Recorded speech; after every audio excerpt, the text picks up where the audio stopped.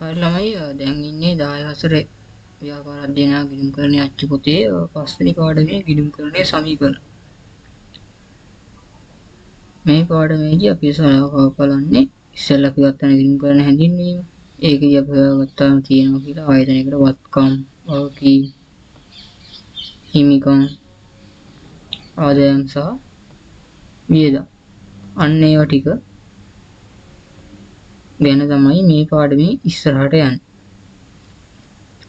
දැන් අපි ව්‍යාපාරයක් ගත්තාම ව්‍යාපාරයක අයිතිකරු ඉන්නවනේ.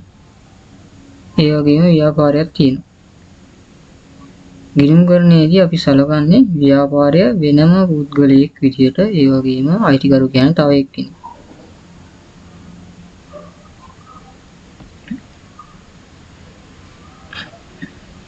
අයිතිකරු පැත්තකින් ඉන්නවා නම් ව්‍යාපාරයේ ඒකට වෙනම අයිති නැති වෙන කෙනෙක්. අයිතිකරුගේ කණුදෙනු සමාන වෙන්නේ ව්‍යාපාරයේ වෙන කණුදෙනු වලට. ව්‍යාපාරයේ වෙනම පුද්ගලෙක් නීති ඉදිරිහි පුද්ගලෙක් විදිහට පිළිගන්න පුළුවන් සමාගමක් නම් නැත්තම් බෑ. ඒක අපි ඉස්සෙල්ලා තුන්වෙනි පාඩමේදී ව්‍යාපාර සංවිධානය ගැන කතා කරද්දී කියනවානේ. සමාගම්, තනි පුද්ගල ව්‍යාපාර නැත්නම් හවුල් ව්‍යාපාර කියලා.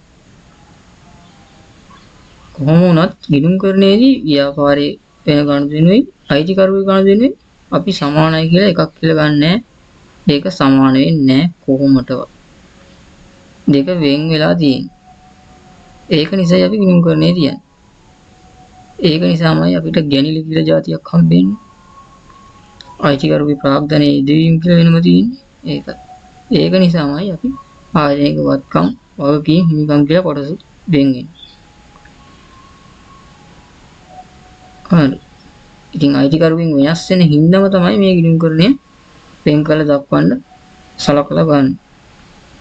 ඉතින් අයිතිකරුගේ කොටස තමයි හිමිකම් විදිහට අපි ගිණුම් කරන්නේ සලකන්නේ. තනිකරම අයිතිකරු විතරක් නම් සල්ලි දාලා තියෙන බිස්නස් එකකට. එතකොට ආයතනයේ තියෙන ඔක්කොම වත්කම් ටික අයිතිකරුගේ හිමිකමට සමාන වෙනවා.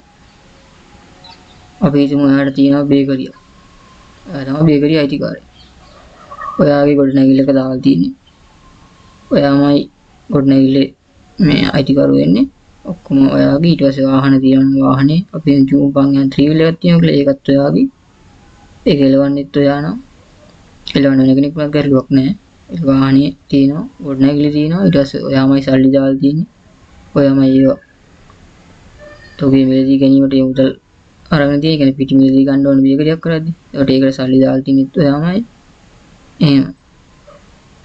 එහෙම වුණාම ආයතනයේ තියෙන හිමිකම සමාන වෙනවා වත්කමට. වත්කම වෙන්නේ ආයතනයේ තියෙන කියන්නේ බේකරිය නම් බේකරි ගොඩනැගිල්ල. ඊට පස්සේ තියෙන ත්‍රිවිල් එක. ඊට පස්සේ අපි පිටි අරන් තියනවා නම් ඒවා නැත්නම් යොදවපු මුදල් තියෙනවනේ ආයතනේ. ඒ ටික.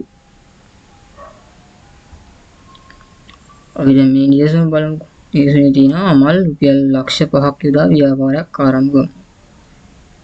ඒකට මුළු ව්‍යාපාරේට ලක්ෂ 5ක් දෙන්න තියෙන්නේ අයිතිකරු වෙන අමල්ගෙන්මයි. එතකොට ආයතනයේ වත්කම වෙන්නේ මුදල් වලින් ලක්ෂ 5ක් තියෙනවා. අයිතිකරුගේ හිමිකම ප්‍රාග්ධනයේ විදිහට අපි සලකනවා ලක්ෂ 5ක්. එතකොට දෙකම සමානයිනේ. අපි වෙන කාගෙන්වත් අයිතිය කියන්නේ සල්ලි අරන් නැහැ නේ. ණයට කාගෙන් සල්ලි ඉල්ලගෙනවත් නැති නිසා ආයතනයේ හිමිකම වත්කම් වලට සමාන වෙනවා. ගිණුම් කරන සමීකරණයේ මූලිකම සරලම කොටස තමයි මේක. ඊට පස්සේ ඔයගලන්ට බලා ගන්න පුළුවන් ඒකට වගකීම් කොටස එකතු වෙනවා. ඊට පස්සේ තවත් සංකීර්ණ කරලා ඕන ආදායම්, වියදම් කියන දෙකම එකතු කරන්න පුළුවන් සමීකරණයට. එහෙමත් නැත්නම් ඔයගලන්ට මේ වත්කම් වෙනුවට ගොඩනැගිලි එකතු කිරීම, වාහන කියන්නේ රථ වාහන එකතු කිරීම, මුදල් එකතු කිරීම සමානයි. ප්‍රාග්ධනය, ණය හිමිය, බැංකු ණය වගේ මේ නම් ටික වෙනුවට ඒවට එන අංග වලින් නම් වලින් සමීකරණය දෙපැත්තට ලස්සනට ගොඩනගන්න. මූලික සමීකරණයේ වත්කම් සමාන හිමිකම් වුණාට සාමාන්‍ය ව්‍යාපාරයක ගොඩක් දුරට ණය ගන්න නිසා ඕක වෙනස් වෙනවා. ණයක් හෝ ණයට ගනුදෙනු සිදු කිරීම මත හෝ වගකීම් ඇති වෙනවා ආයතනයකට. ගොඩක් දුරට ඒක වෙන එක සාමාන්‍ය දෙයක්. මොකද බේකරි කරනවා නම් මම ඉස්සෙල්ලා උදාහරණයටම තා පිටි ගන්නවා ණයට. ඒක ඔයා ගෙවන්න බැඳී හිටනවනේ. එයා ගන්න ඔයාගේ ව්‍යාපාරය වෙනුවෙන්. එතකොට ව්‍යාපාරයට වගකීමක් ඇති වෙනවා. ඉදිරියේ දවසක මේ සල්ලි ටික ඒ ණය ගෙවලා දාන්න. ඒකින්ද වගකීමක් ඇති වෙනවා. එතකොට ආයතනයේ වත්කම් ටික, ඒ කියන්නේ පිටි ටිකක් ගත්තාම සල්ලි දීලා පිටි ගන්න. එතකොට වත්කම් කියන පිටි ටික වැඩි වෙනවා. මුදල් අඩු වෙනවා. හැබැයි සල්ලි දෙන්නේ නැතුව නිකම් පිටි ගත්තාම පිටි ටික අයිති වෙන්නේ වත්කම් වලට. ඊට පස්සේ අපි ගෙවන්න බෑ සල්ලි නිකන්. මේ සල්ලි ගන්න නැතුවනේ අරන් තියෙන්නේ ණයටනේ. ඒකට ඒ ණය වෙනවා වගකීම. ඒකට ඒ වගකීම ආයතනයට ඇති වෙනවා. අන්න ඒකට තමයි වත්කම් සමානයි හිමිකම් ධන වගකීම කියලා ගන්න. එක විදිහකට ගත්තොත් වගකීමක් කියන කොටසත් ආයතනයේ හිමිකමක් තියෙනවා කියලා කියන්න පුළුවන් ඒගොල්ලන්ගේ පැත්තෙන්. මොකද ඕගොල්ලෝ බැංකුවකින් ණයක් ගන්නකොට වගේ ඒගොල්ලෝ අපේ මූල්‍ය ප්‍රකාශනයේ යම් විස්තර ටික හොයලා බලන්නේ ඒගොල්ලොත් ආයතන වක්‍රාකාරයෙන් හිමිකමක් තියෙන නිසා. මොකද ආයතනයේ ඒක බැංකුවට ආපහු නොලැබෙන සම්භාවිතාවය නම් අපිට ණය දෙන්නේ නැහැ. ගෙවා ගන්න පුළුවන් නම් ණය දෙන්නේ. ඒගොල්ලෝ ඍජුව ආයතන අයිතිකරු නෙමෙයි. අපේ ආයතනයට බලපෑම් කරලා ඒගොල්ලන්ගේ මුදල් අය කරගැනීමේ හැකියාවක් තියෙන පුද්ගලයෝ. එන්න ඒක නිසා එතන වගකීමක් ඇති වෙනවා ණයට බඩු ගත්තා හෝ අපි ණයක් කෙලින්ම අරන් තිබ්බොත්. ඊට පස්සේ තියෙනවා උදාහරණයක් අපි ඒකටත් කියන්න. ඊයේ සඳහන් කරනු ලැබූ අමල්ගේ ව්‍යාපාරය රුපියල් ලක්ෂ 3ක බැංකු ණයක් අරගෙන තියෙනවා.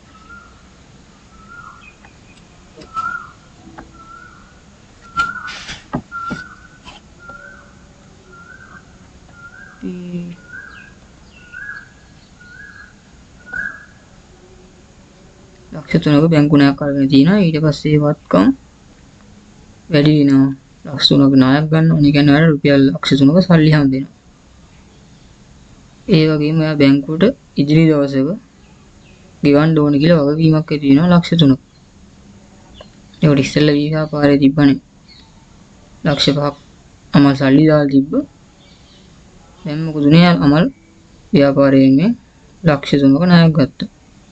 එතකොට යාගේ හිමිකම මෙතන තියෙනවා ලක්ෂ 5. එහෙම මුදල් ටික වැඩි වෙනවා. මොකද ඔයා ලක්ෂ 3ක් කවුලෙන් ගත්තානේ.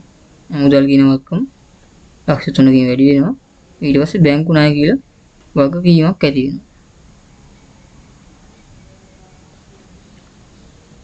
ඔය විදිහට තමයි සාමාන්‍යයෙන් සරලව ඕගලන්ට තියෙන ගොඩක් දුරට ගණන්.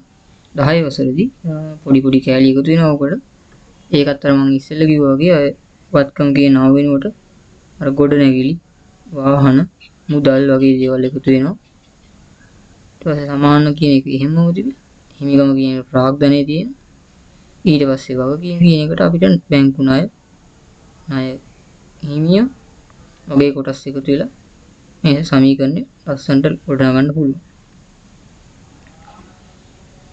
හරි. මේක දිහා කන්ටිනියු පිළිවෙලටම අපි බලාගෙන යන්න. එතකොට ඕගලන්ට තේරුම් ගන්න ලේසියි කියලා මම හිතනවා.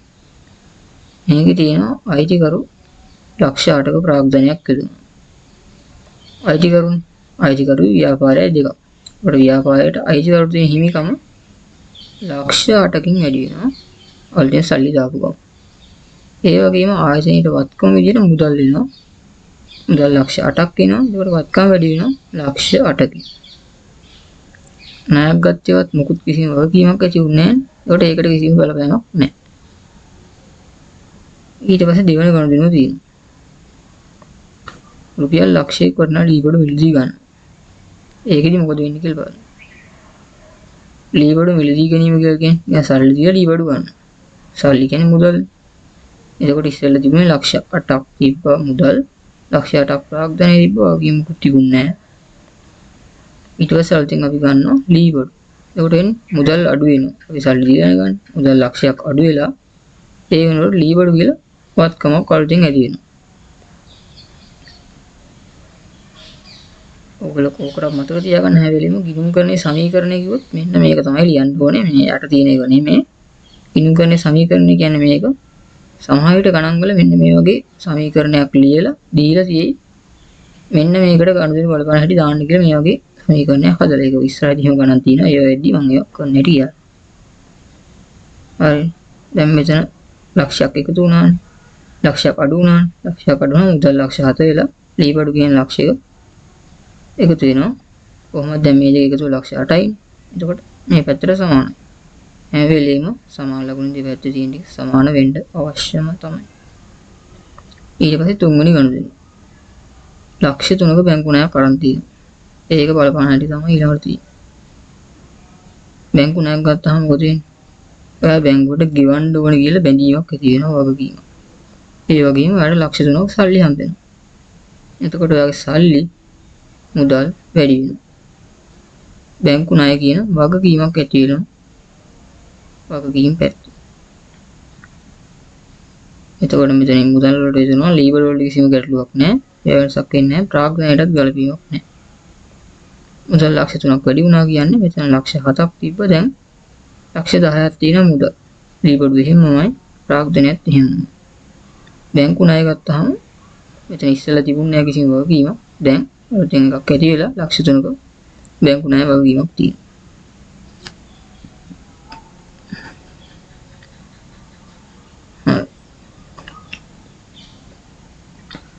මේ දින මම ඉස්සෙල්ලා කිව්වා වගේ ගණන් දෙද්දි වත්කම් සමානයි හිමිකම් ධන වගකීම් කියලා දීලා මෙන්න මේ වගේ උපකරණ ස්ථාවර තැන්පතු මුදල් හිමිකම් බැංකු ණය කියලා ඔය කොටස දීලා මේ වගේ උඩ දීලා තියෙන ගණන් ටික එන්නේ ගණන් ටික මේකේ දාන්න කියලා දෙනවා.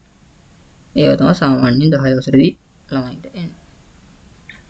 උසස් පෙළේත් ඔය වගේ ඒවා එන්න පුළුවන් මුල් දවස්වලදී මුල් වාරවලදී.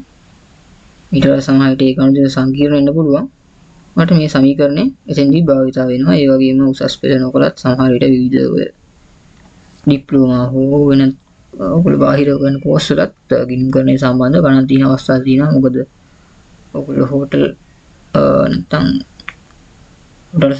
හෝටල් සම්බන්ධ එක කෝස් කරද්දී ඒගොල්ලන්ටත් මේවා කියලා දෙනවා. මට ළමයි කියලා තියෙනවා.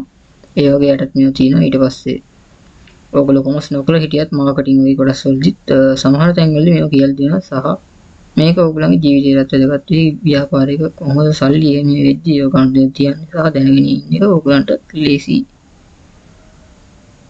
හරි. දැන් මේකේ තියෙන ගණන් ටික අපි ගණන් ටික බලමු. නිහාර විසින් ආරම්භ කරන ලබ පරිකරක යන්ත්‍ර අලුත්තරය ක්‍රියා ව්‍යාපාරයේ පළමු මාසයේ අදාළ පහසු ගණන් ඔබට සපයා ඇත. දැන් ගණන් 10ක් දීලා තියෙනවා. ලක්ෂ 5ක ප්‍රාග්ධනයක් හදන්න. ප්‍රාග්ධනය දාපුවම මොකද වෙන්නේ? රුපියල් ලක්ෂ 5ක්. ඒකට මුදල් කියන වත්කම වැඩි වෙනවා. ප්‍රාග්ධනයකින් හිමිකම වැඩි වෙනවා. ඒක තමයි මෙතන දාලා දෙන්නේ. වැඩි වෙනවා කියන එකට එකතු කිරීමේ ලකුණ දාලා දෙනවා. මුදල් යටතේ ඒක දාන්න ඕන. ඊට හිමිකම ලක්ෂ 5කින් වැඩි වෙනවා. බැංකු ණයක් නේ ගන්න. ඒකත් අපිට සල්ලි වලින් බැංකු ණය හම්බ වෙනවා.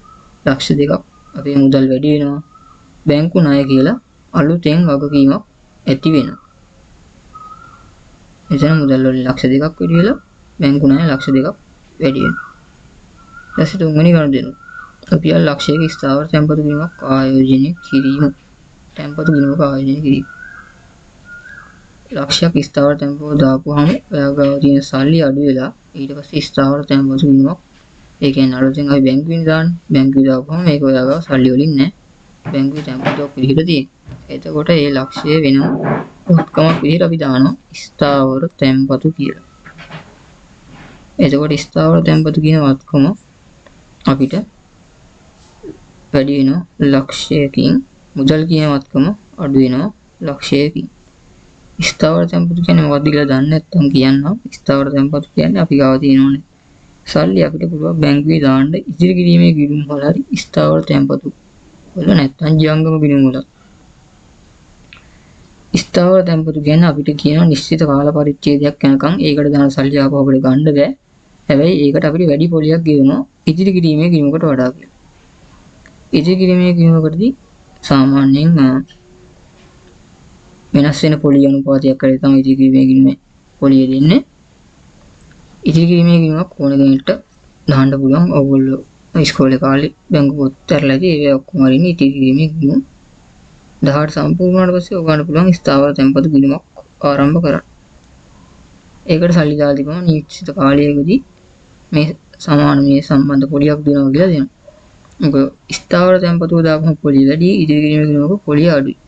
ඊට පස්සේ ජංගම ගිණුම් වල තියෙන ඒවා සල්ලි දාපුවම පොලියක් නැහැ. ඒවා අපි චෙක් ලියන්න තමයි ජංගම ගිණුම් වල සාමාන්‍ය සල්ලි දාන්නේ. ගොඩක් ව්‍යාපාරවල පවත්වා ගන්න එහෙම.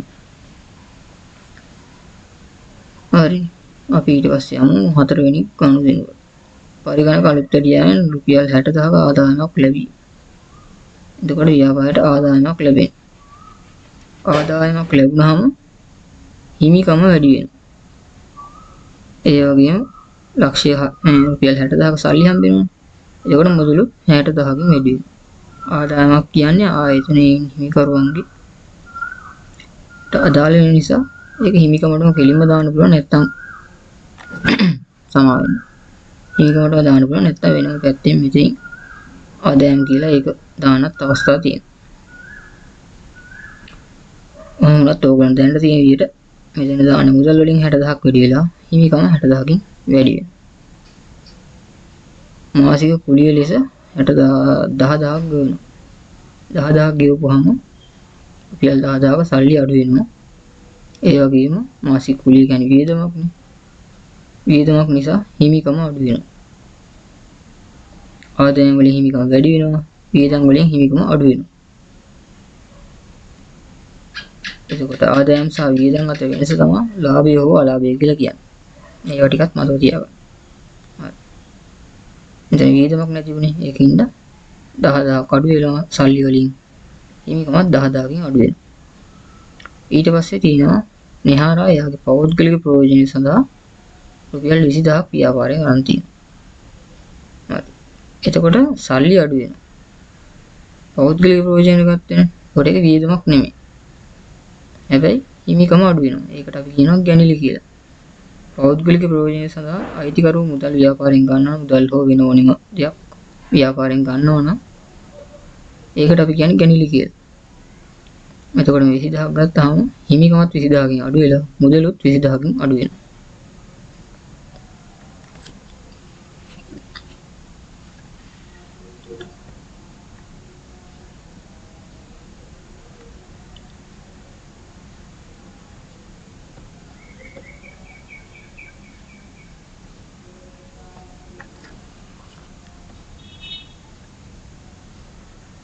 ඊට පස්සේ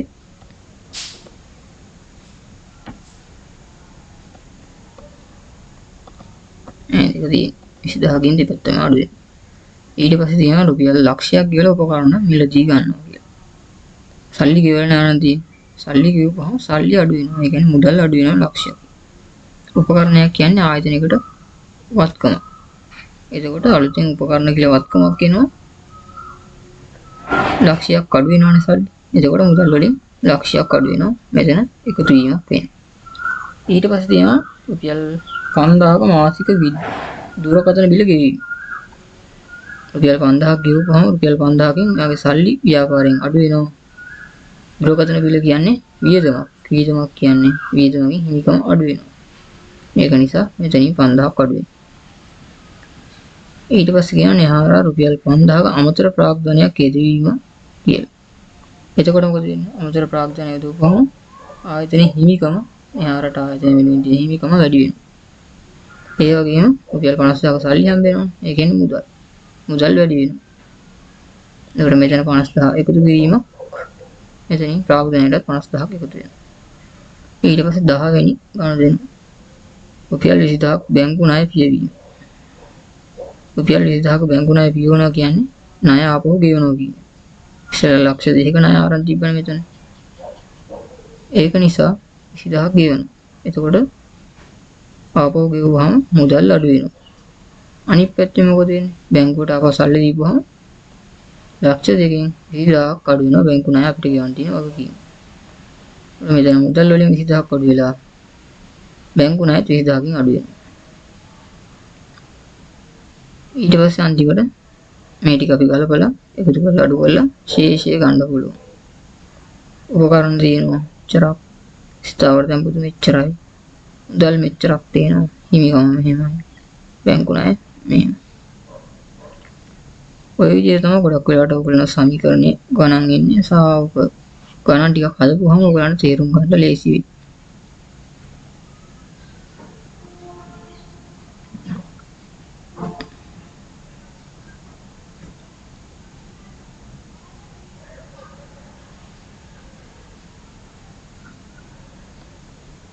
හරි.